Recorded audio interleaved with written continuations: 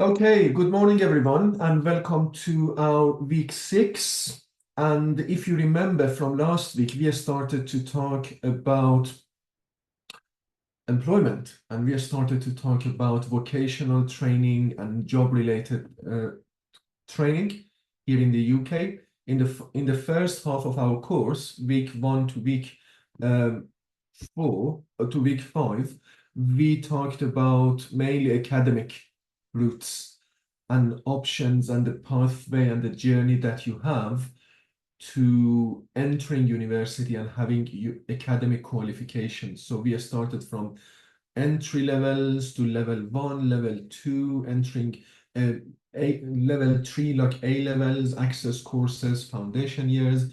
We continue to undergraduate, the application process, the entry requirement. We continue to postgraduate, MSc courses and PhD courses. And if you couldn't take part in any of those sessions, all those recordings are available on our YouTube channel, which you can watch at your convenience. From last week, we have started to talk more about the more vocational route, the routes that you don't need to, or options that you need to necessarily go to university, but you can go through other forms of training and have other forms of qualifications to make it easier for you to enter the job market or again apply for university courses. Last week we talked about internship, apprenticeship, BTECs, NVQs, and very briefly we touched upon T-levels. Okay. However, we didn't go into the detail of T-levels, and we had a question earlier today about what is T-level and how it's different with other vocational training or vocational qualifications such as BTECs or apprenticeship or NVQs. So basically, it's not different that much because it is a vocational training. So it prepares you for jobs similar to apprenticeship or similar to a BTEC or similar to an NVQ. However, it's newer than those. So it's something that came up in the last few years. It's not like it hasn't been there for 10 years, 20 years, such as other qualifications, quite new. It's a 2-year qualification, which people can take post high school, post secondary school, and it's alternative to A levels. So many students, instead of taking up A levels, which is level 3, they prefer or they choose to take T levels. T levels are vocational training, so they are developed in terms of the content. They are developed with employers' input. So basically, they prepare you both with academic kind of skills and knowledge, as well as employability skills and sector-specific type of training. And you learn the skills that are needed for industry. You will have classroom learning and on-the-job experience. So it's not just going to college. It's not just working. It's a combination of both.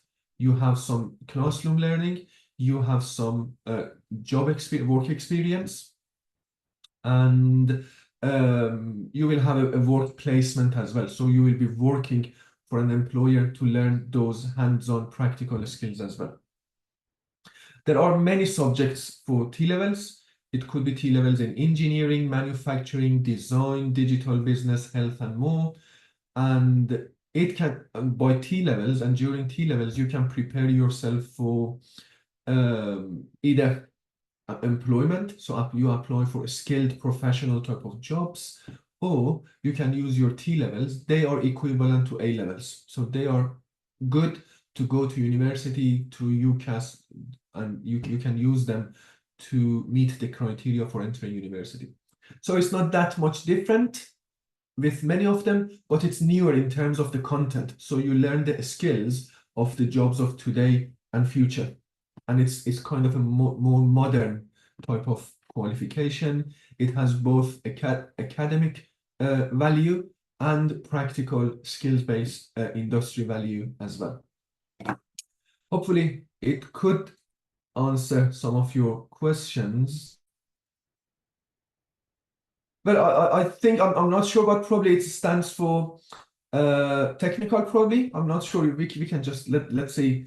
I can just Google it to see what T-level stands for. Oh, yeah, it's technical. So T stands for technical. So those are technical qualifications. For Nazi, if you are interested, you can just go. If you remember last week, I introduced you to National Carrier Service. So if you go to National Carrier Service, which I'm sharing the address here. And then if you go to the first page, you will see 3 tabs or 3 sections: skills assessment, explore careers, and find a course. And if you go to the find a course and you search for any type of course that you are interested in, you will find them. So I'm going to bring it to the screen here. So as you can see, this is the National Carrier Service. You go to find a course. You go to course or keyword. So you need just to search for T-levels and then just search. And then you will see a list of T-levels available in different areas of the country. And then you can filter it based on whether you would like it to be online or offline. It's full. Do you like it to be full-time or part-time, morning or evening, the level, and so on and so forth. So as you can see, we have various types of T-levels in accounting, in finance, because it's based on alphabet. So probably you're going to see many finance and accounting, even in catering. Let's see page 5. Well, most of them at the moment are in legal services, construction work. As you can see, there are 2,654 courses available on the website at the moment. Legal services, construction, and as you can see, the variety, okay? So you have very kind of office-based skills such as legal services, all the way to very hands-on, more kind of technical, practical type of jobs, such as construction, on-site construction work. Let's go to as I said, because it's based on the alphabet, probably you're going to see similar courses, and then you need to go to later pages to see the variety. So all of these, like here, we have science and health, T-level health and science, and then if you take a course at T-level in health and science, it's a level 3 qualification. It's 2 years, as I said, it's classroom and work experience as well. And then it prepares you both to apply for healthcare related jobs, as well as if you're interested in applying for academic courses like nursing, social work, pharmacy, so on and so forth, you can use T-levels to apply for university courses as well. These are in college, yes. T-levels are college courses. So all level 3 courses are college courses. So secondary school, which is high school, it's end of level 2. Level 3 courses mainly are provided by colleges. And then you can have different level 3, level 4, level 5 in college. And then at some point you start university. Any other question before about T-levels? Like I said, they are not that much different with, for instance, with BTECs. They are newer in terms of the content and in terms of preparing you for more kind of demanding, more popular type of jobs in the market. Okay, great. Before we start looking into the UK job market and the kind of jobs that are more popular and more in demand at the moment and in the next few years, I would like to very quickly take you to teaching jobs, okay? Because I understand some of you may have some backgrounds in teaching, or you may be interested in becoming a teacher here in the UK, or your profile, again, speaking with some of you, you don't have teaching in mind at the moment because probably you don't have enough information about the teaching job here in the UK. But looking at your profile, some of you can meet the criteria to become a teacher if you are interested. So I'm going to give you some information about teaching related jobs, and then probably that's something that you can have in mind when thinking about your options and when trying to make decision about what is better to study in university, if you're going probably for postgraduate courses, or what kind of jobs are more suitable for me to apply for. Then you can start thinking about teaching as an option as well. So this is about some overview of the teacher salaries here in the UK. So teaching jobs, they are not, I wouldn't say they are well paid, but they are reasonably paid compared to other type of jobs, okay? They are not low paid, they are not kind of very well paid, but they are kind of around the medium salary in the UK. So teachers, newly qualified teachers, they earn something around 25 to 33K per year. Okay.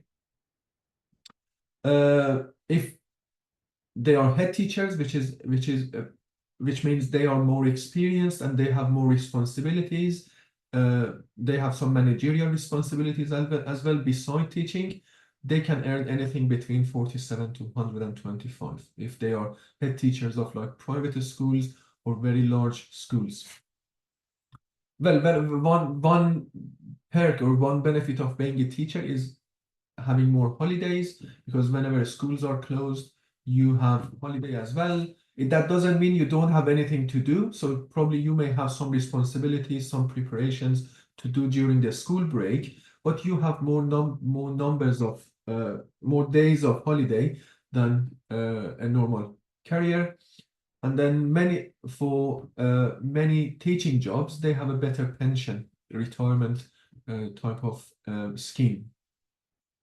So, like I said, it's in terms of the payment and the benefits of being a teacher, it's a kind of reasonable choice compared to some other jobs where you may not have same income, or you may not have some same flexibility in terms of the number of holidays, or the same perks in terms of or benefits in terms of pension.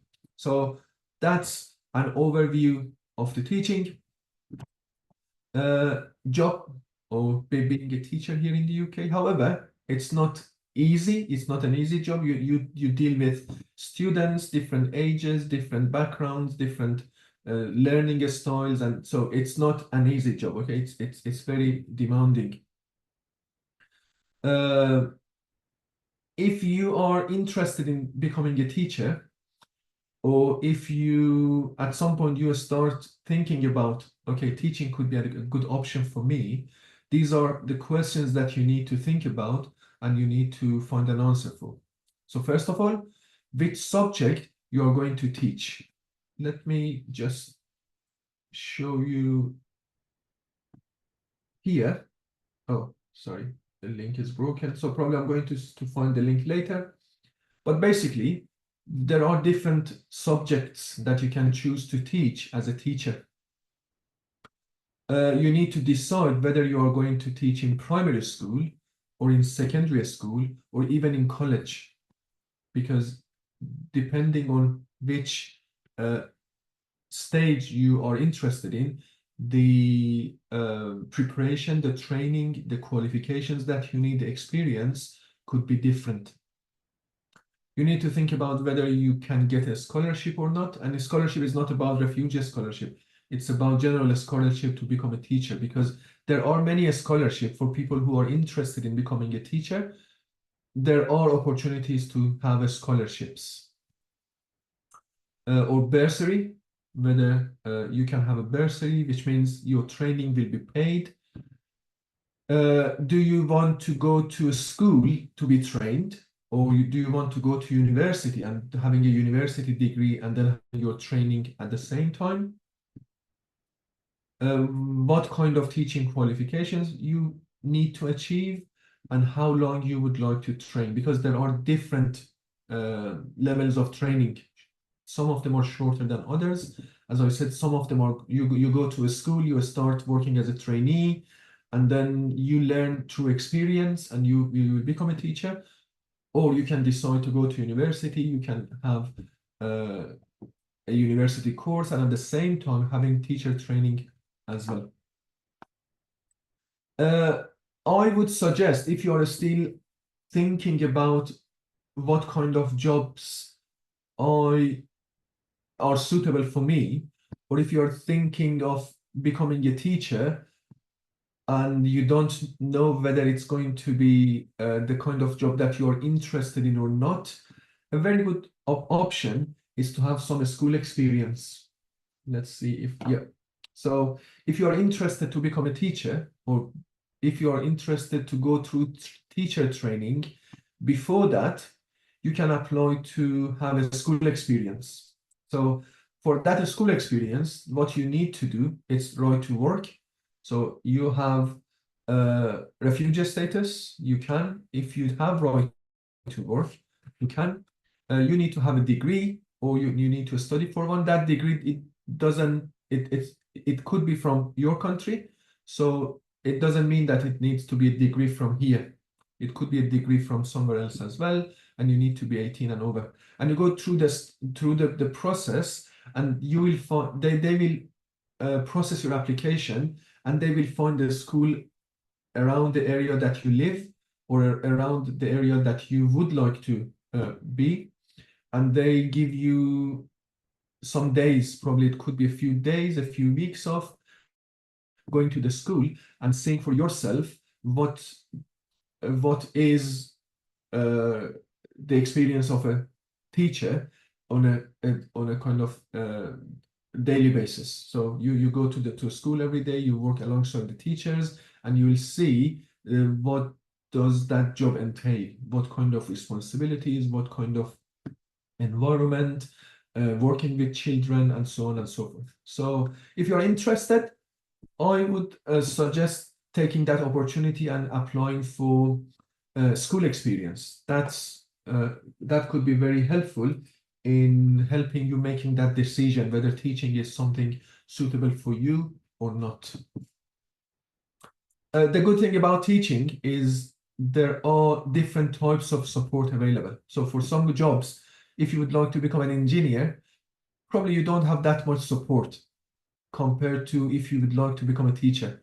So there are many different types of support available by the government, and they would like to help people to get into teaching, because probably we don't have enough teachers in this country. Okay, so these are the questions that you need to have in mind. If you have teaching experience from your country, so for instance, if you were a teacher back in Afghanistan or back in Syria or back in Sudan, there is a way to continue your career here. So there is an assessment pathway.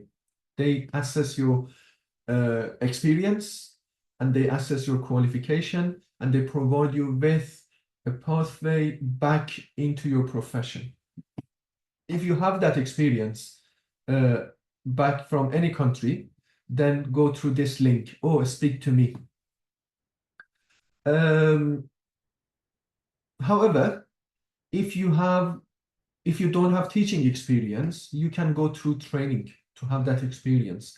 And one very common one is a degree called PGCE, Postgraduate Certificate of Education.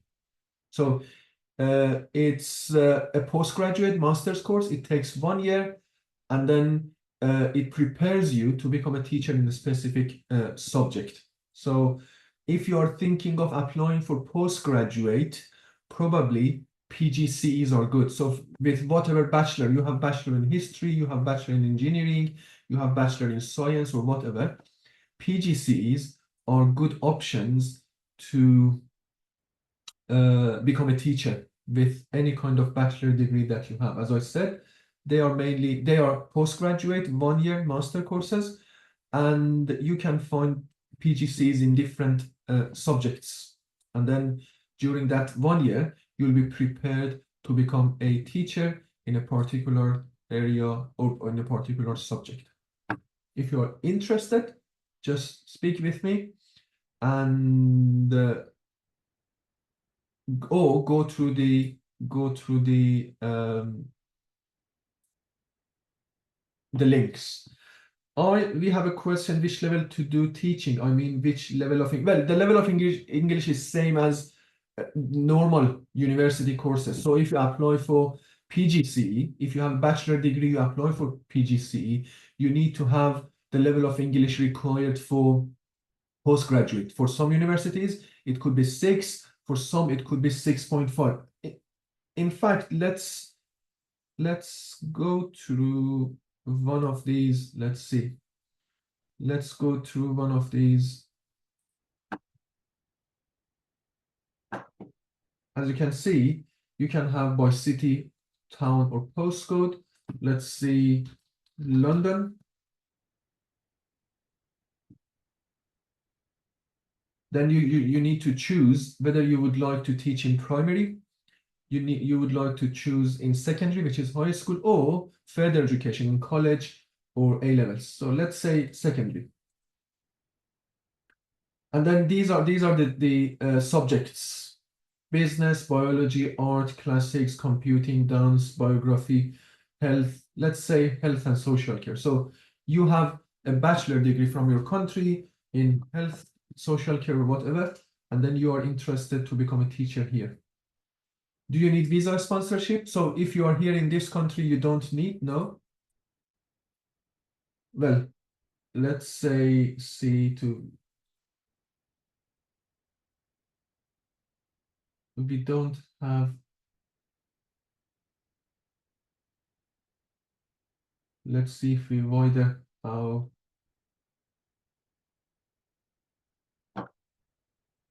Yeah, so at the moment there is no particular teacher training for that, but let's change to biology, business studies, and social science. Let's see if it gives us any option. Yeah, so now if we can see, like University of East London, they have a social science teacher training course.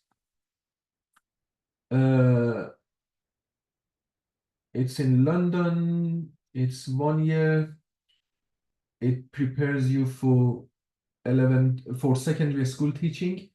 You get the PGCE and QTS, and QTS is the qualification that you need to become a teacher here in the UK. Okay, it's like a license of teaching. The degree that required is bachelor degree, and then there is a placement in a schools near you. Let's go to see the entry requirements.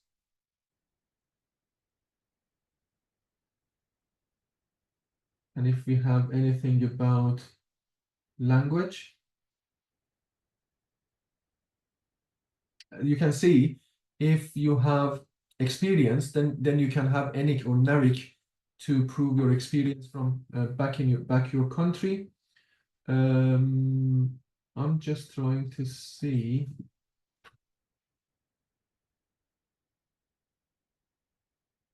if there is anything. Grade C in, well, it's same as IELTS 6.5. So the requirement for language is similar to MSC's.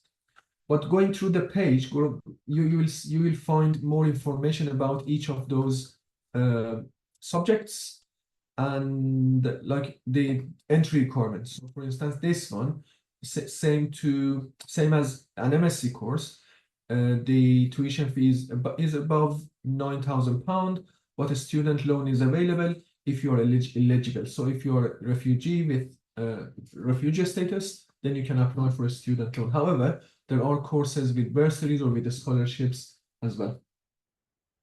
Okay, so let's go back.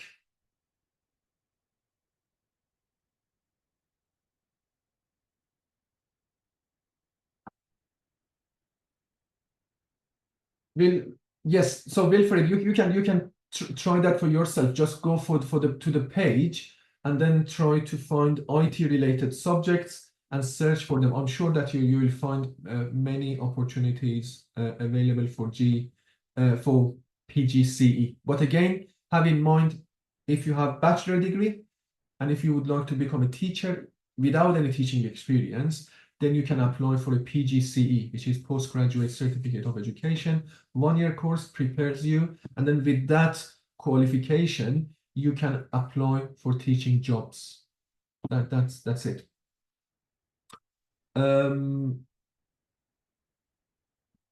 Like I said, there are some courses that you need to pay for, like PGCE courses.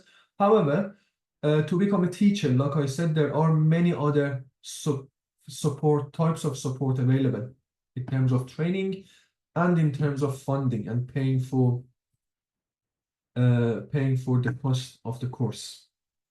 It could be student finance if you decide to go to university. There are some bursaries available.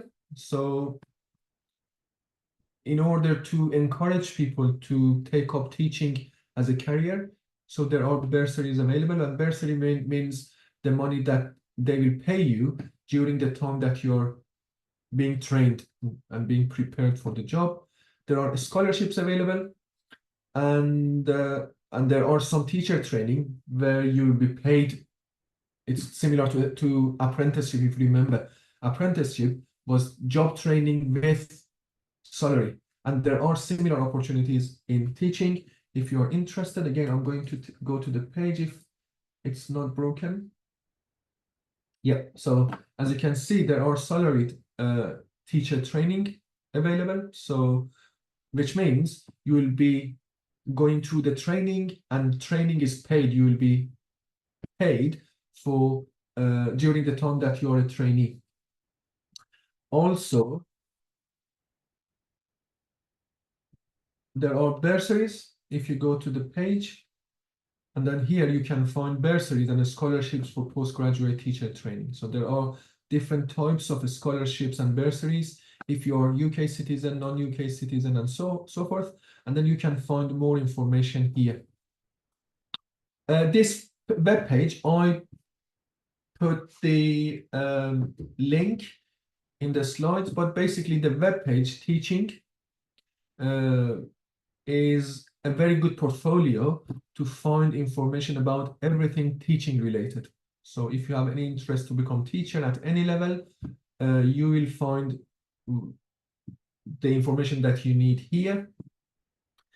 If you go to this part, get help and support, then you can call or you can have live chat and speak with an advisor, and they'll give you very specific, very supportive advice in terms of what is the best way for you to become a teacher. If you have teaching experience, or if you don't have teaching experience, but you have degrees, you have qualifications, and if you would like to start a training to become a teacher, I suggest you to get in touch either through phone, or live chat could be much easier for you.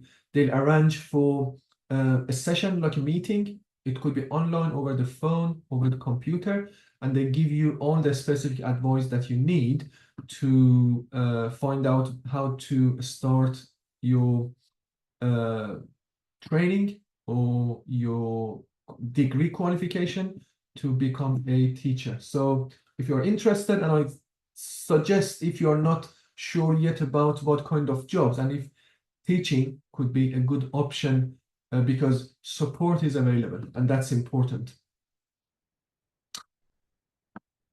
Okay, let's see what is the next slide. So I added some slides about the application process.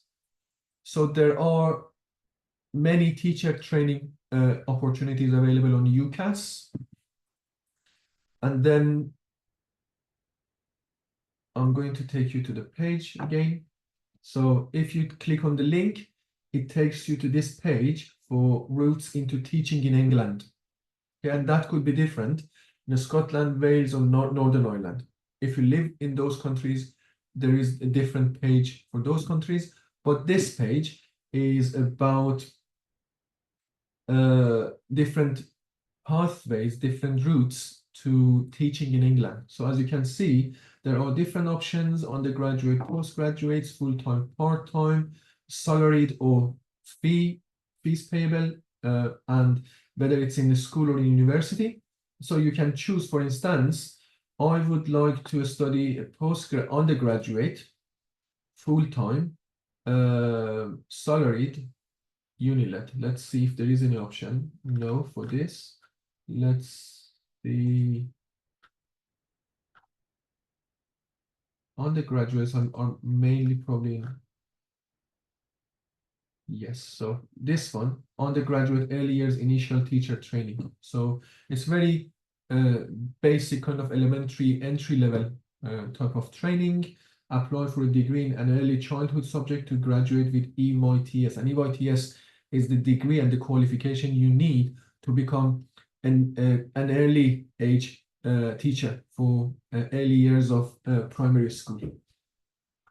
The point is, just go online, just go to the link, and you will find more information about different options that you have, whether you would like to go to university to be trained, or you would like to have school experience. And then there is another one from UK government. Again, apply for teacher training. If you go through the link, you will find the application process online, and then application process is quite easy and straightforward. You need just to answer questions and go one by one, and they give you some outline of what you need to do next. And these are the main requirements if you are going through that application process. So health and physical capacity to start training. So it's just generally checking you that you have the level of health required for the job. There is a DBS check, checking your background. You need to have grade 4 or above in English, math and science, which is about level 3. And if you have any background, any academic background, any career background from your country relevant to teaching, you can have NARIC or ENIC statement to prove your background. In terms of asylum seekers, because it's kind of a job, okay? So for that, you need to have work permit. So without work permit, it's very difficult to go through that training. But have it in mind for when you have your right to work and your refugee status. However, for some PGCEs, I'll go back. If you apply for a PGCE, if you're an asylum seeker, and if you apply for PGCE courses in university, there are some universities, if you remember from sanctuary scholarships, some of those sanctuary scholarships, they cover PGCE. So you can go to university, study a PGCE with a scholarship. There is no problem with that, okay? But you cannot go through some of the options, those are kind of work experience, and you need to have work permit. But probably a good option for you, if you're still not allowed to work, is to have your PGCE, going to university, having sanctuary scholarship, and then using that to start a job once you have your work permit. Okay, so that's for that. Okay, so these are two links to the application process. If you would like to apply through UCAS and university courses, or if you would like to apply through teacher training, different kind of teacher training options through the UK government website. There are other options or other support available if you are interested to become a teacher. As I said, one good thing about becoming a teacher is you have different types of support, probably because they need teachers. So you can have an advisor. I showed you, go online and speak with them, chat with them, and then they give you the advice that you need. And there are some other options available. For instance, I'm just going to get into teaching events. So as you can see, they have events in different towns, in different cities, where you can go and then you can speak with an advisor. So during those events, they talk about the criteria, the training, the support available, and then you can have the opportunity to speak with advisors during the event. So probably you can find one, as you can see, they have events across the country. So in Wolverhampton, 13th of September, tomorrow, in Twickenham, Birmingham, Manchester, and well, London and other cities. So again, if you are interested, probably one initial step could be I'm sending the link to the chat box. One initial step could be going to one of these events and seeing the presentations, support available, and then have the opportunity to speak with someone who can give you more specific advice on what you need to do to become a teacher. The other link is about the teaching vacancies. And then, as you can see, there are plenty of job opportunities available for teachers at the moment because, well, that's a kind of career that we need more people applying for, and there are many kind of vacancies available for teachers across the country. Okay, so that was about teaching. Before I go to the next slide, any question about teaching? So what I would suggest you to do is, if you are not certain, if you haven't decided what kind of jobs are more suitable or more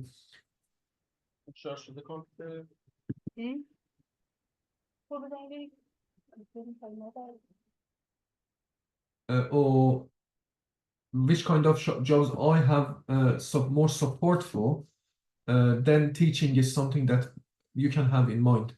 And I suggest everyone having some thoughts about, okay, let's think about becoming a teacher. And if you are interested, Wilfred, as I said, one very good option, one first option could be go to one of those events. Just if you live in London, and as you can see, during September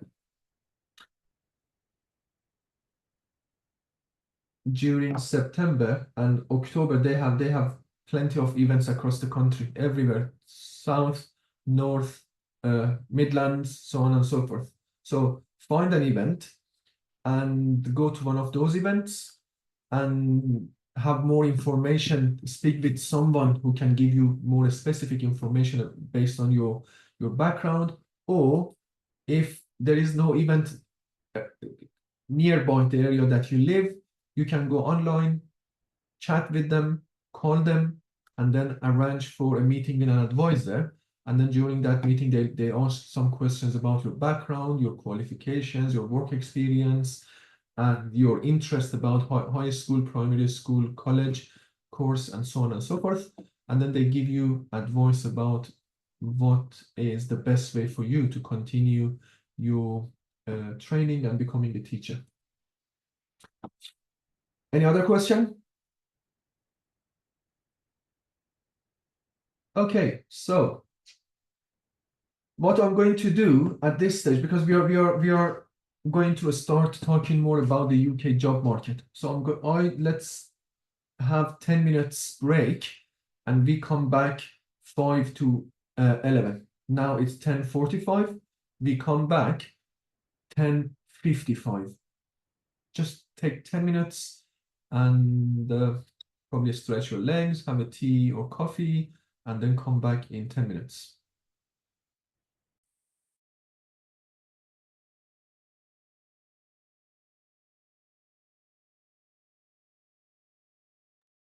I'll be here during the break. If you have a question, just ask your question, please.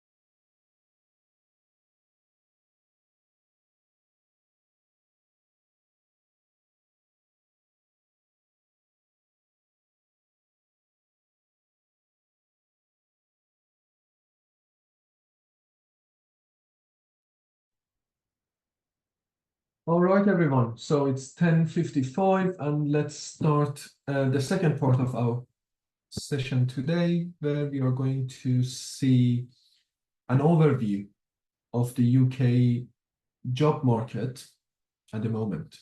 And I'm going to share with you some information about what kind of jobs are going to be more in demand and popular in the next few years. So first of all, I start with some overview. So first of all, the retirement age will be 67 by 2028. Okay. Perhaps by the time that you and myself are going to be retired, the retirement age could be above 70 years. Have that in mind, okay? When you plan for your career, always have how many years you have ahead as a workforce. So if you're 30, 35, 40, probably you have 30, 35, 40 years ahead of you that you need to work before retiring. So think about that many years that you have ahead of yourself. At the moment, the average UK salary for a full-time role, well, not at the moment, the information is for 2020, but I assume it's around the same number now. It's about the average UK salary for a full-time job is between 35,000 to 39,000 pounds. Okay, so which means if you have qualifications, if you have training, if you have experience to apply and have one of these jobs, a professional full-time job, that's the amount of money that you can think of in few years after starting your career. And the reason that I give you this information is just for some people to have that in mind when they kind of compare the amount of money that someone can have through social benefit, job seeker allowance or whatever, and the amount of money that they can have through a professional job, and for them to see the difference and how different are those numbers. And for you to have that level of career, that level of job, and for you to be qualified, probably you need some experience and qualifications. You need to go through university courses or non-university courses. You need to go to college, doing a level 3, level 4, a BTech, an apprenticeship, a T-level to prepare yourself for that job. But that's important. That's to have that level of income, that level of jobs. You need to have some type of experience and qualification. And if you put all these information together, retirement is 67, probably it's going to be 70 at some point in the next few years. The salary at the moment, the average salary is about 35 to 39, around 40K. And experience and qualifications are important. So have these in mind. So then if you're 30 years old, if you're 40 years old, if you're 35 and you have 40 years, 30 years ahead of yourself, then it does make sense to invest in your education, training, and experience for a few years. Because if you go to university for 3 years, if you go to college for 2 years, if you start a job just for experience for a couple of years, it's not going to waste your time. All the experience, all those qualifications together can help you to go to a higher level and secure a more kind of a better paid job for yourself, and it's going to change the quality of your life for the rest of 30 years, 40 years that you have. Whereas if you don't go through that, probably you're going to stay where you are in that basic level jobs, like hourly paid minimum wage kind of jobs, and it's very difficult to move out of those jobs without qualifications, without experience, and without education. So always have this in mind. You may need to work in basic jobs for a few years, but if you invest in your education, if you go through training, and if you have more experience, then you can move to the next level. Without that, it's very difficult to move out of basic level minimum wage kind of type of jobs. So always have this in mind. The other thing is UK. Here in the UK, we have relatively low unemployment rate. Okay, so employment rate in the UK, like in 2021, was about 75%. And unemployment rate was only 4%. Like out of every 100 people between age 16 to 64, only 4 people were unemployed. The rest are either working or are in education. And as you can see, throughout the time since 2007 to 2022, where I copied the statistics here, we've always had job opportunities going up and vacancies going up. So have this in mind. UK, we have relatively low unemployment rate compared to many other countries, and we have more job vacancies, more opportunities for people with qualification but and skills now more than ever. So in order to take advantage and use this situation, this job market, you need to have some levels of qualifications, competencies, skills, and experience. So the opportunity is there as well. It's not like we don't have enough jobs. Okay, we have enough vacancies, enough opportunities available, but the problem is not everyone qualify for those jobs. You need to think about how best you can qualify yourself for those jobs. I would find the current rate, Salah, as well. It's not that different, to be honest, but we will find it during the session. Let's have this one, retirement age, level of income, qualifications, and this one in mind: high employment, low unemployment, and then increasing number of vacancies. The next one, again, it's about employment overview. So it's again from 2021, and then in 2021, top industries were manufacturing, scientific and technical, retail, and health and social work. And the good thing about having this information is that it gives you some ideas about what, if you would like to go to university, what kind of degrees, what kind of subjects, what kind of qualifications could make it easier for you to have more opportunities. Okay, so for manufacturing, any kind of engineering, technical type of jobs can help you to enter that sector. For health and social care, healthcare related, pharmacists, nurses, midwives, social workers, radiologists, lab workers, and so on, can open the door into that sector for you. Scientific and technical, again, any science-related technical type of qualification could be helpful. And for retail trade, any type of business management, marketing, digital marketing, and so on and so forth. So the idea is just giving you some information and some ideas about what to study if you are planning to go to university or go to college or go for vocational training. Again, as you can see, relatively low unemployment, and we have many vacancies available for people who are looking for jobs. I just Googled what type of jobs are more needed in the next few years, in the next probably 10, 15 years. And this is the list. So again, if you are thinking of going back to university, going back to college, or starting a new career or continuing your previous career, this is the list. So anything about science and technology. So more and more people are more conscious about the type of food that they eat. So that could be an opportunity. More and more, we are in need of more quality food or more amount of food to be produced.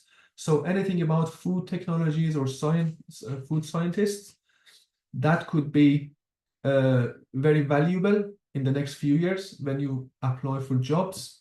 Cybersecurity and IT, as you know, more and more we rely on technology and on IT. Even our classrooms, as you can see today, it's online instead of being in a building and meeting face to face and in person. So those kind of IT related jobs and cybersecurity jobs are going to be, or any kind of degree and experience in those areas are going to be very valuable. Sport, well-being, fitness, especially in this country, people are more health conscious. So people are more interested in living a healthy lifestyle, going to gym, having specific diets and so on. So anything about health, wellness, fitness, sports scientists are going to be of value. We are a country where we are increasingly having more elderly society, people living longer. So we have more elderly people in our society. So anything about care workers, social workers or welfare professionals. As I showed you in the previous slide, the manufacturing industry is a large sector here in the UK. So anything about engineering, and as we spoke earlier in our session, teaching and teacher related type of jobs, we need more and more teachers now and in the next few years. And anything about medicine, medical practitioners, nurses, NHS related jobs, these are the kind of jobs that give you some advantage if you have relevant qualifications or relevant experience, and makes it easier, more convenient for you to enter the job market. So if you have any background, any experience, any qualification in these areas, or if you are thinking about starting a new thing here in the UK, either going to university or going to college, these are the disciplines, the subjects, the areas, the sectors, the industries that are going to have more and more opportunities for qualified individuals to enter. Thanks, Salah. So the current rate is 4.4, which is again relatively low unemployment rate. That's the point. Out of 100 people here in the UK, we only have about 5 people being unemployed, and those 5 are, some of them are probably they don't have the level of health, so probably they could be disabled or they have other issues that they cannot work, and there are only a few who cannot find jobs, which means most people who are in that age of working between 16 to 64, they can find a job and they are in employment. And then thinking about future, okay, think about the next 10 years, 15 years, 20 years, and then always have retirement in mind. So these are, again, the growing industries, the growing sectors here in the UK and in many other Western European countries. Architecture and engineering, computer programming, education, teaching, employment and HR, human resource management, financial services like finance, accountancy, and so on, human health activities, sport, dietitians, healthcare providers, and so on, legal and accounting services, office administrative support and business activities, anything managerial, administrative relevant, public administration and defense, residential care services, so care work, retail, and social work. So these are the sectors that are growing in the next now and in the next few years. So again, very good way of having some ideas about what to study or what kind of qualifications, courses you can take up to make it easier for you to apply for jobs. But basically, how you can enter the job market here in the UK. By now, you should have some ideas. If you remember, we started from that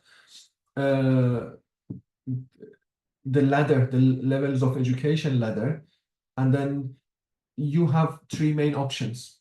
One is going through higher education, going to university. One is going to go through vocational education, taking up apprenticeship, BTECs, T-levels, NVQs, and so on.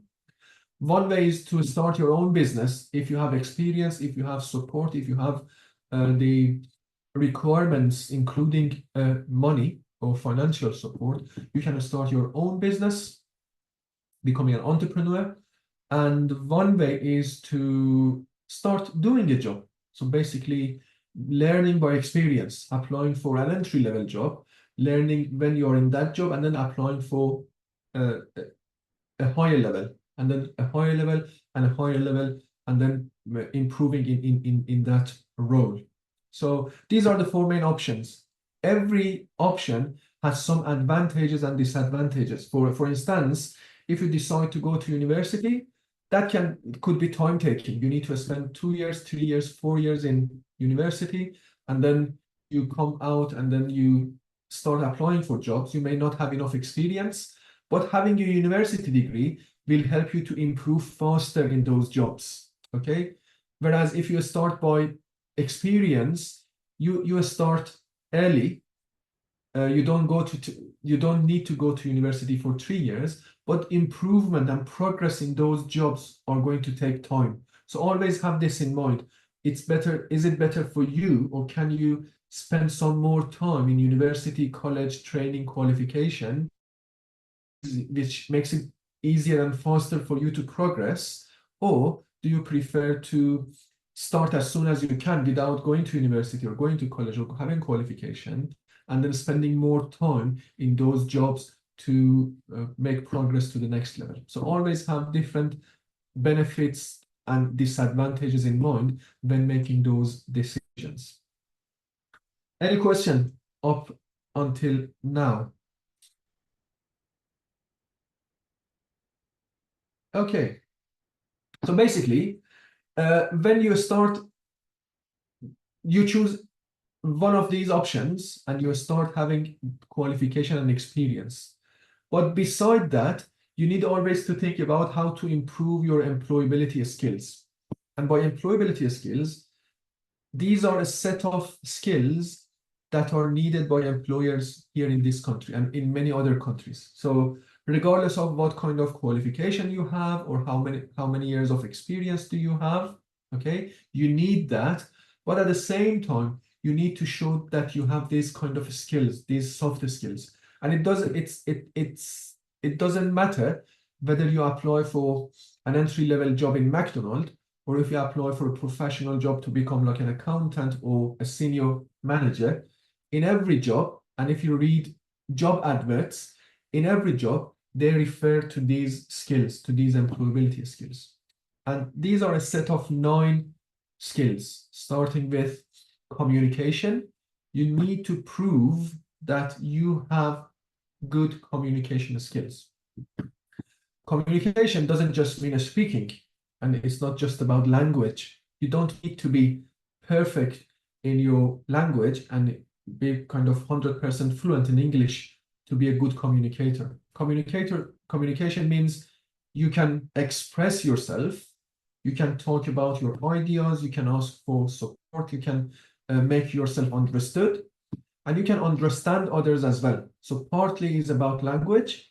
So you can speak, you can listen, you can understand, you can write, but it's about the ability to express yourself, to communicate with others, and to understand others as well. So I started from number 2, so I follow with number 3. Entrepreneurship and enterprise, which means that you have the ability to take initiative, basically. So you are a problem solver. You don't need others to always tell you what to do. You are an entrepreneur who can take the enterprise and find solution for the problems that they may have. Information technology and IT skills are more increasingly important. So you need to be able to work with computer systems. You need to be able to work with basic software such as Microsoft Word or PowerPoint or Outlook, sending emails, responding to emails, and so on and so forth. These basic ones. Depending on the job that you apply for, there may be some kind of a specific type of skill or software that you should know how to work with. But basically, you need to be able to work with computer, because most of the jobs now are somehow rely on IT, sending email, video meetings, writing, PowerPoint, editing on Microsoft Word, and so on. Numeracy, you should be good in working with numbers and basic knowledge of math.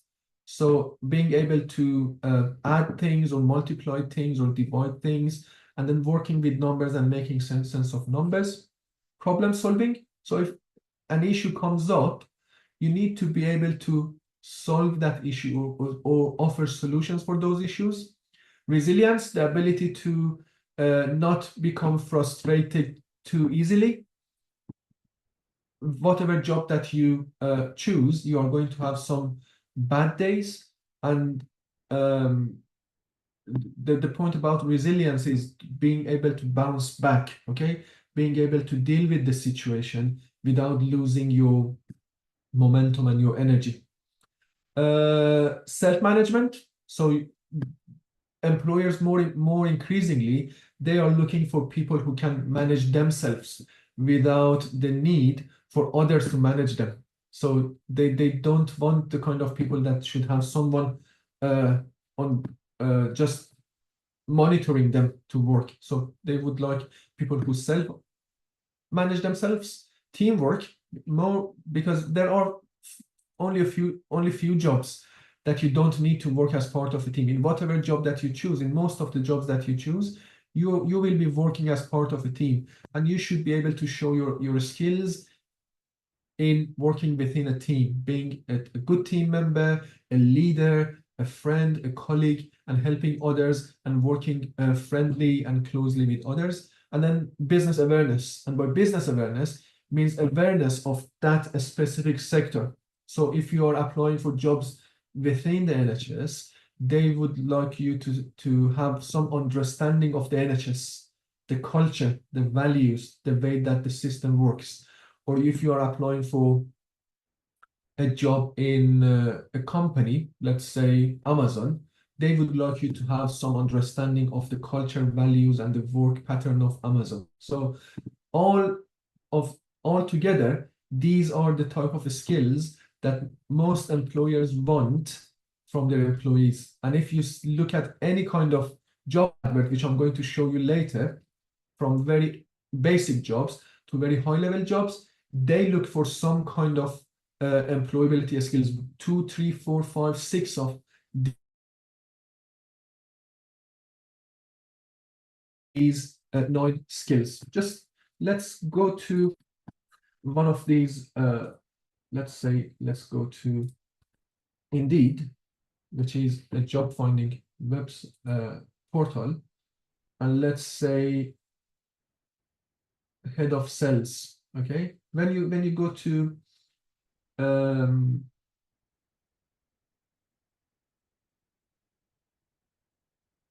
any kind of job advert, there is a section about skills and experience. And as you can see, these skills and experiences are coming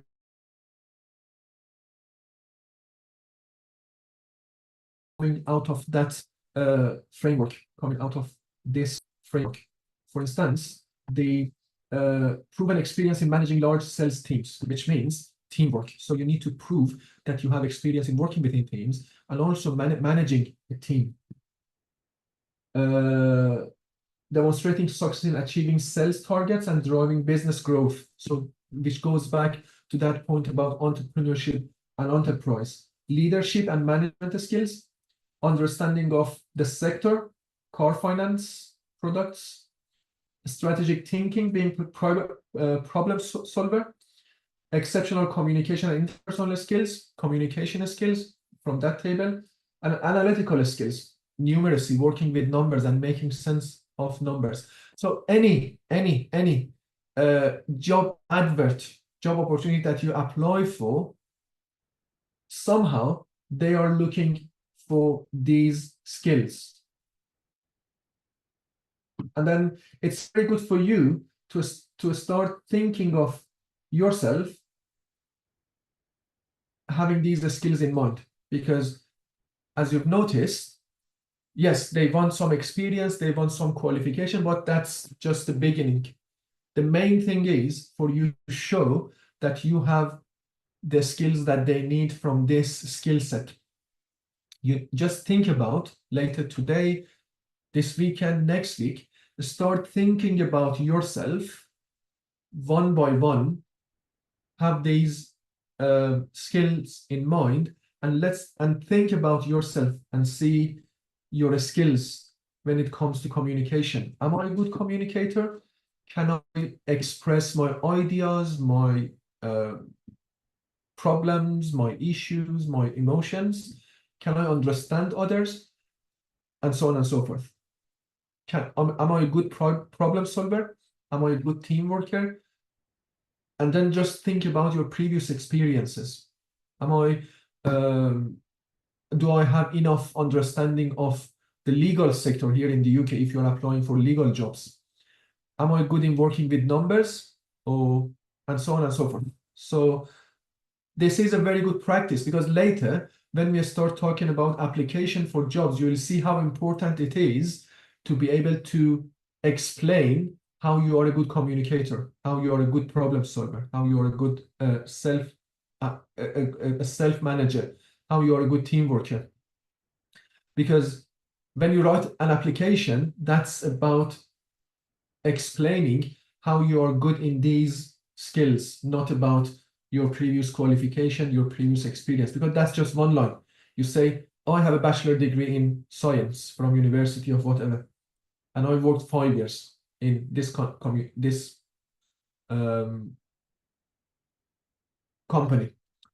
But the main part of the application process is to explain your skills in relation to these 9. So that's important. And then next week, we start talking about the application process and how to read, understand job adverts and how to write job applications.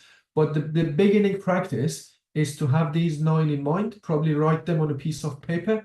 And for each of them, try to see your strengths, whether you are a good communicator, resilient, problem solver, and just think about your previous experience. What was the last time that you successfully solved the problem? And it doesn't need to be about your previous job. It could be in your family. It could be in your personal life. It could be about your experience in a school or in university or with your friends or with your family members. So think about your experiences and skills in relation to these 9.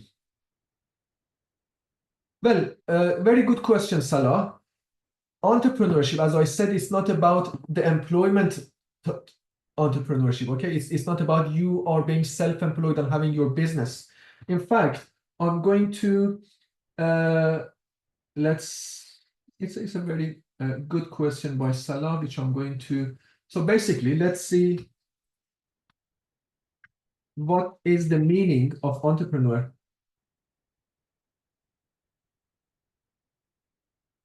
in dictionary.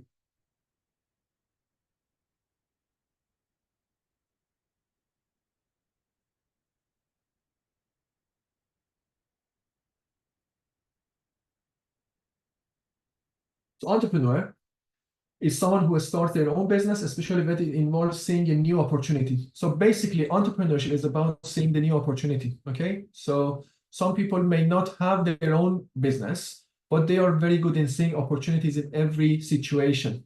So if you work in a company and if you see an opportunity for the company to improve your work or make a partnership or produce a new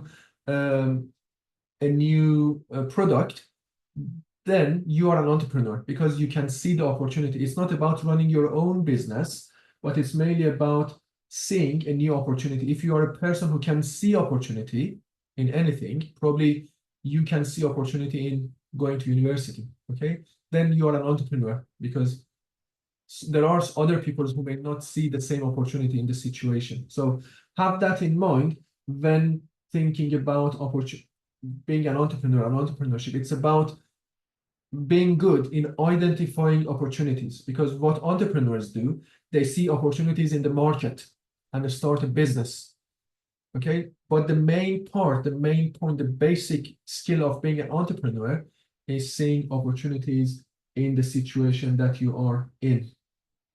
Does that make sense, Salah?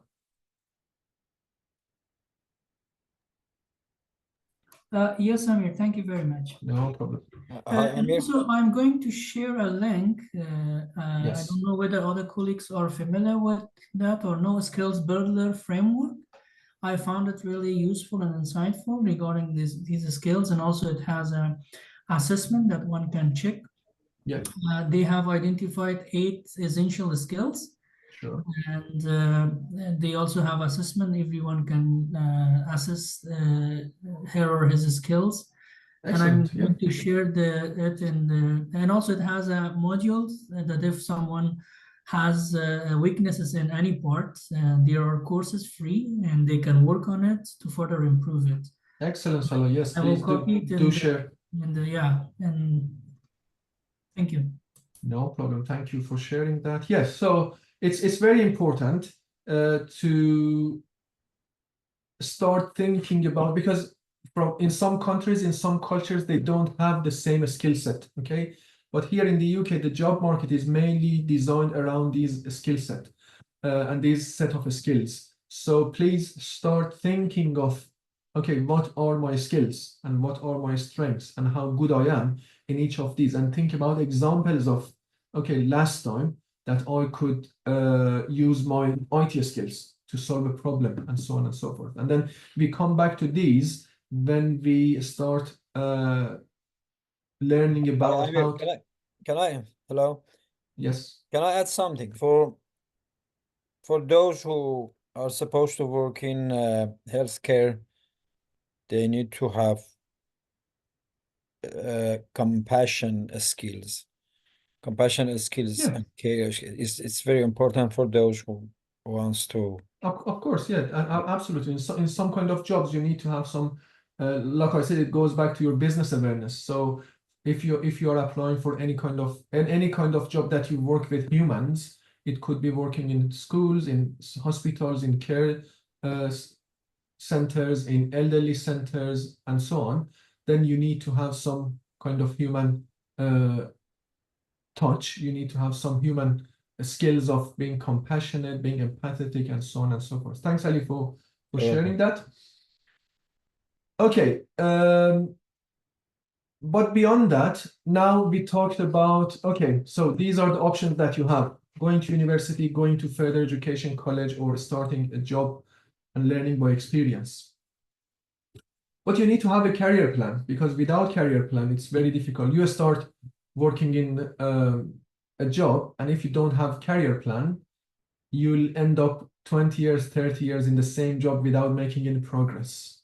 And if you don't make progress, and if you start from entry level and you don't make progress, it's going to hugely affect your life, the quality of your life, and the quality of the life for your family, for your children, wife, others. Because, well, if it's entry level, low income, and it's going to reduce the quality of your life. So it's very important to have a career plan, first of all. So what is your career plan? Of course, you would like to become a senior engineer with £50,000, £60,000, £100,000 a year, okay? That's a goal. But you need to have some plans about how to achieve that goal in 5 years, 6 years, 10 years. Because even for people in this country, when they graduate and then they start a job, they don't start from a senior manager. They start from more entry, and then they make progress every year or every few years. So you need to have a career plan. Okay, my career plan is I'm going to study this course this year and apply for that job next year, and then stay in that job for 2 years. And when I have experience, I apply for a better job in 5 years' time. And probably in 4 years' time, I'm going to have another course. And then having that plan makes it much more easier for you to make progress. You need to have as clear as possible goals. Okay, yes, it's very good to have money, but money is not a goal, okay? You need to have clear goals in terms of, okay, this is what I would like to achieve. This is the level of job. This is the city that I would like to live in. This is the sector that I would like to work in. So you need to have very clear goals for your career.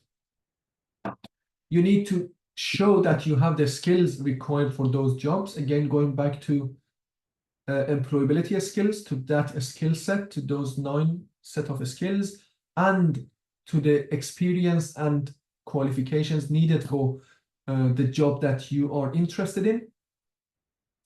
And then if you don't have those skills, thinking about how you can improve and how you can gain those skills. So probably you need to go to university, you need to go to college, you need to have some more work experience, even voluntary or paid.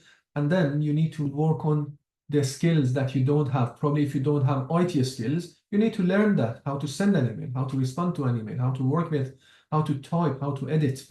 If you don't have teamwork, try to learn those skills by working within teams, by reading books, by watching videos on YouTube.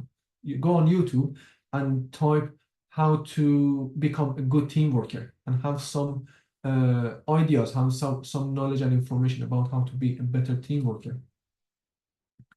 And having that plan reduces your stress and confusion, because when you have plan, everything is clear. You may change your plan at some point. There is no problem with changing your plan, but you need to have that plan, not to be confused about, oh, what I need to do now, what I need to do next year, what I need to do the following year. And then it makes easier for others to help you, because if you come to me saying that, oh, I would like to have enough money, it's not that easy to help you and give you advice. But if you come to me saying that, oh, I would like to become an engineer in car industry in 5 years, then I can give you more specific advice. Okay, this is the level of language, and this is the course, this is the technical qualification, and this is the course, and this is the kind of job that you can apply for, and this is how to apply for it. So having plan makes it easier for others to help you, and it reduces your stress and confusion. And finally, it makes it easier to see whether you make progress or not. Because if you say, oh, I would like to have money, how much money you would consider as achievement or as progress. But if you say, oh, I need to have level 2 English in 1 year, then at the end of the year, you can decide if you have level 2, you are successful. If you don't have level 2, then you need to reconsider your plan, saying that, oh, what was the issue that I couldn't have the degree that I planned for? So try to have a career plan. Later, when I send you the slides, there will be a career plan template.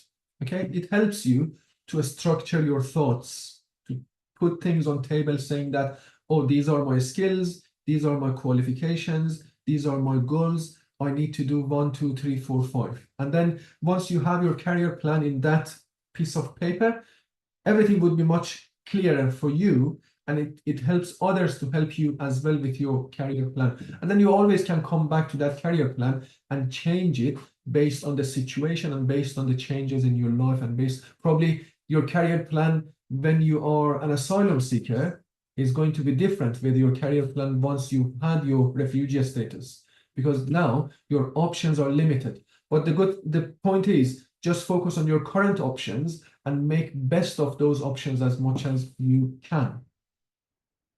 When I send you that career plan template, it's a Microsoft Word form, just try to start filling out the form, okay? And you need some kind of information to fill that form. If you need them, most of those informations you can find from the National Career Service. So you need to know what are your options. You need to list your current skills. Go back to the skill set framework, to those 9 skills. Set some goals. Okay, I would like to become an engineer. Let me go back to National Career Service.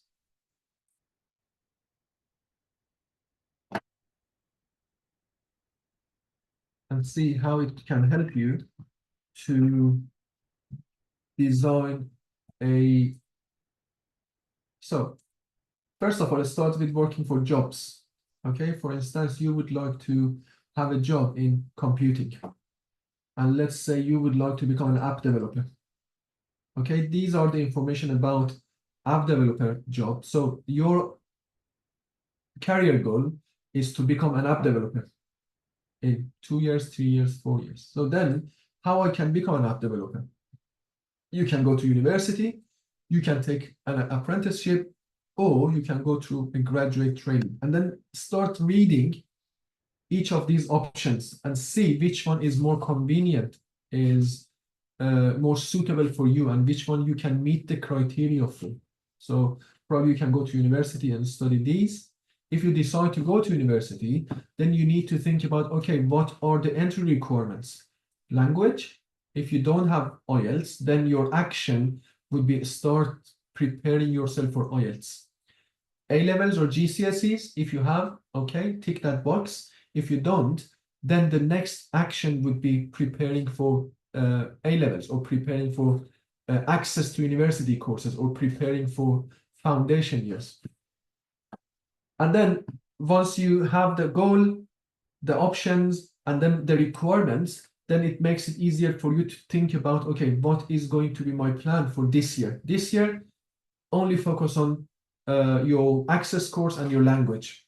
And it makes it easier for you and reduces the stress. And at the end of the year, you know how to evaluate your progress.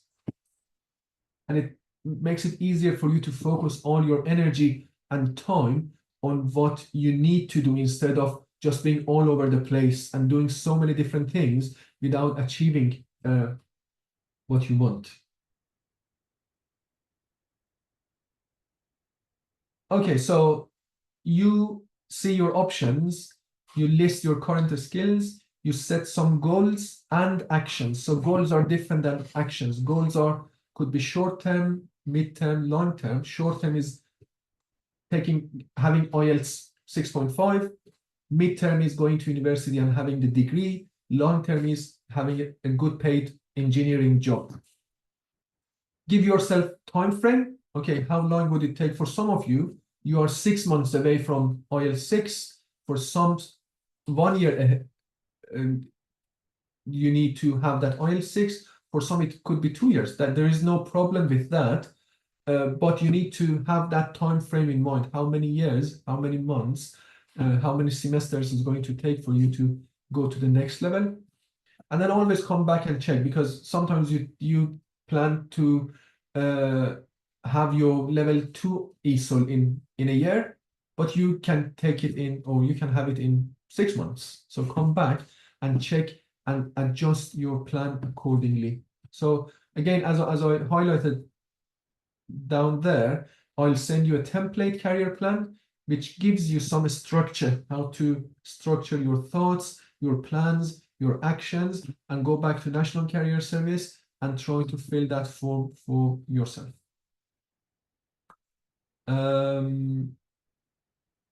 When it comes to applying for jobs, I'm not going into the detail of job applications. That's something that probably we are going to do next week. But basically, in the past, CV was very important.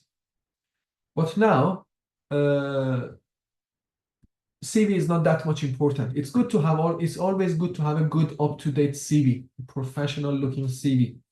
But what is becoming more and more important is the application form. Even, I'm not sure if you're looking for jobs, many job adverts, they say, please don't send CV. Have you come across this? Probably you've come. Many jobs, especially more professional type of jobs, they clearly say CVs are not accepted, or please don't send your CV, because they don't want to see CV.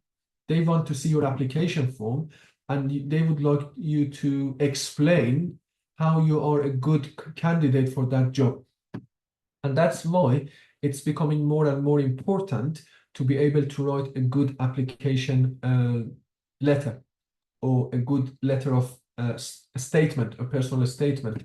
And in that personal statement, you need to clearly explain how you are the best or good candidate for that job. And to do that, first of all, you need to know yourself, and to know yourself in relation to those skills that I mentioned before, because for the most part of your application letter, for the most part of your statement letter, personal statement, you need to explain how you are good in relation to those skills. And for that reason, I would like you again, from this week to next week, keep thinking about yourself and how you are good, or how you need to improve yourself, and what are the examples of that you are good in any of those 9 skills.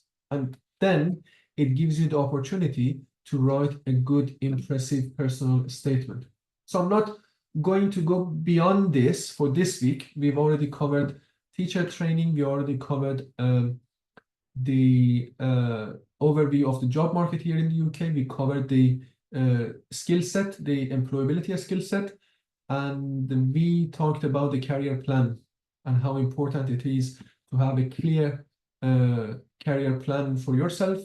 Next week, I continue from here and we go through the application. And there is something very important in what we are going to talk about next week, because many people who apply for jobs here in the UK, from the kind of backgrounds that we have, the main reason that they are not successful is not because they don't have degree, qualification, or experience. Many of them, they have degrees from their countries or from UK, they have experience and they have qualifications, but they don't know how to write a good application. And here in the UK, everything is based on the application, because they don't see you. You don't have the opportunity to talk with someone.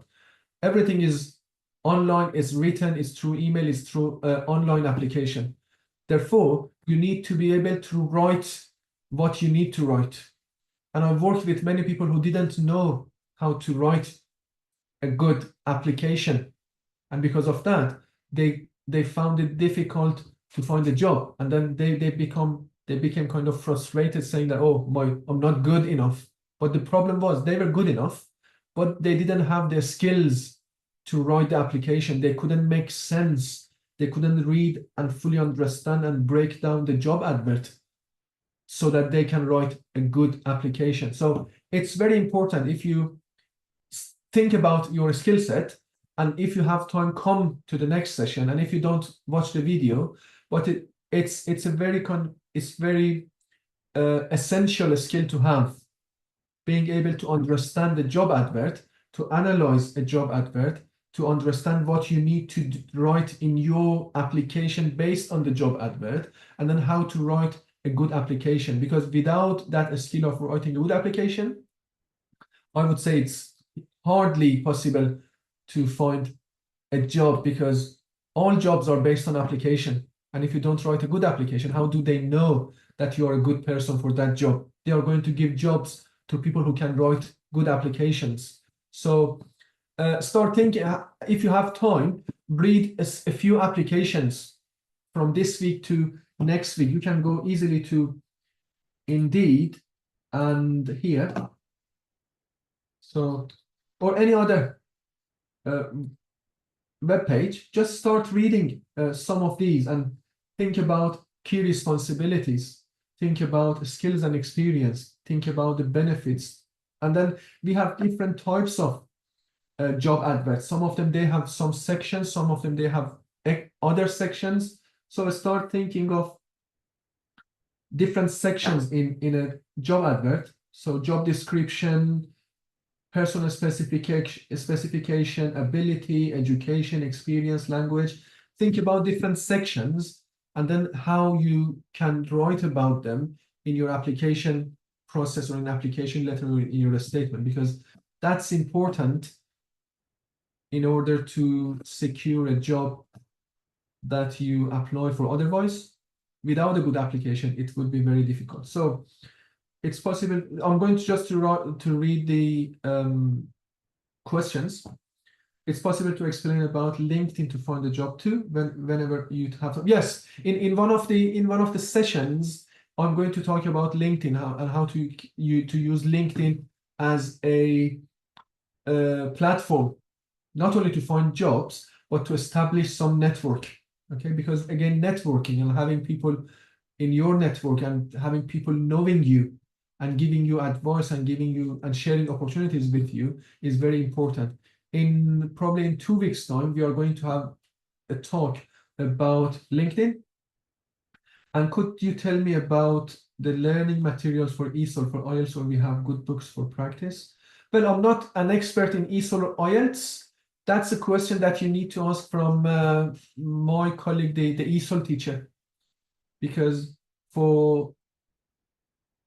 there are many materials available online, but I cannot say which one is good or which one is not. Probably the best person, Jen, is the best person to answer that question about, okay, this is the best.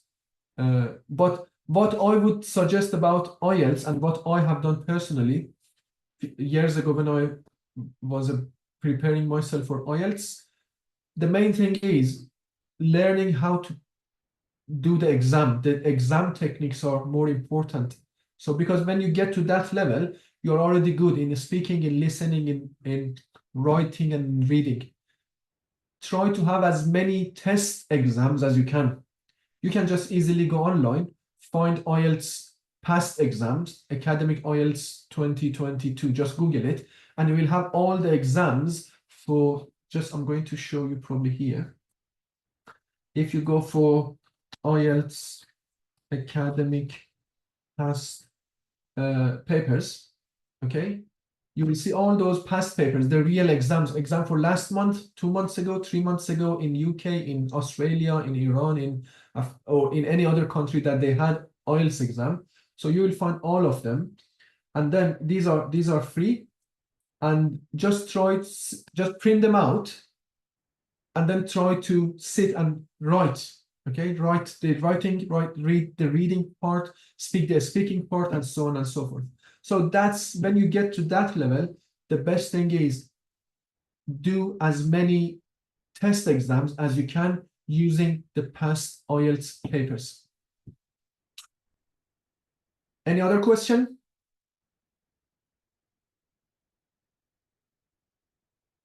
Well, again, I'm not an expert, Wilfried, in IT, but again, if you ask Israel, he would be able to give you some more advice. I try to find some next week probably. But again, if you go on National Carrier Service, let's see. National Carrier Service.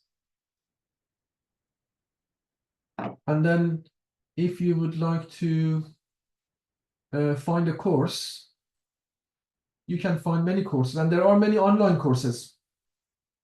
Okay, there are many online courses that you can have free of charge. Here, learn the skills at your own. So the computer essentials here, if you go, then I'm going to share the. Oh, sorry. So National Carrier Service, then you can have this as well. And then you go for computer essentials, and you can have different Microsoft Outlook, learn for life, digital skills for work and life, digital skills succeeding digital world, and so on. So here is a very good place to start with. If you are interested in more kind of specific courses, ask your IT teacher and he will be able to give you more advice. But for instance, digital skills for life, if you go to that course, again, they have online courses that you can have based on your time and based on your availability. This is one of them, digital skills for work and life, how to get started, digital for life, digital for work, weekly roundup, and so on. So there are many opportunities and many free courses available online that you can find from National Carrier Service. Can retype the keyboard again for IELTS? Yeah, of course. So it's academic IELTS past papers. And then if you say PDF, it gives you the PDF versions that you can easily print for yourself.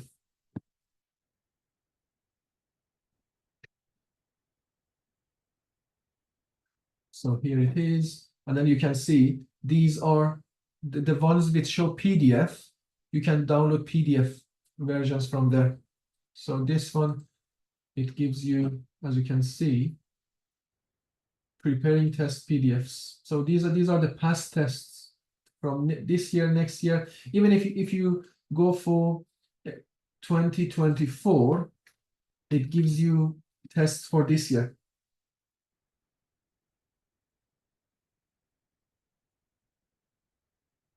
As you can see, like this one, it gives you free IELTS reading practice test, Cambridge sample test PDF.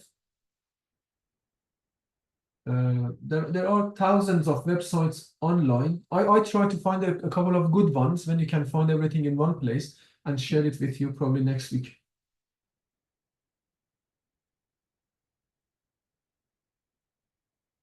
because there is a website that you can find. The IELTS web page itself is a good one, which is IELTS.org. So IELTS academic sample questions. And then here you can have listening, reading, writing, and speaking questions in one place. You can have it printed, or if you don't want to print it, you can just follow the computer sample test. You can do it on computer. Again, it has listening, reading, and writing.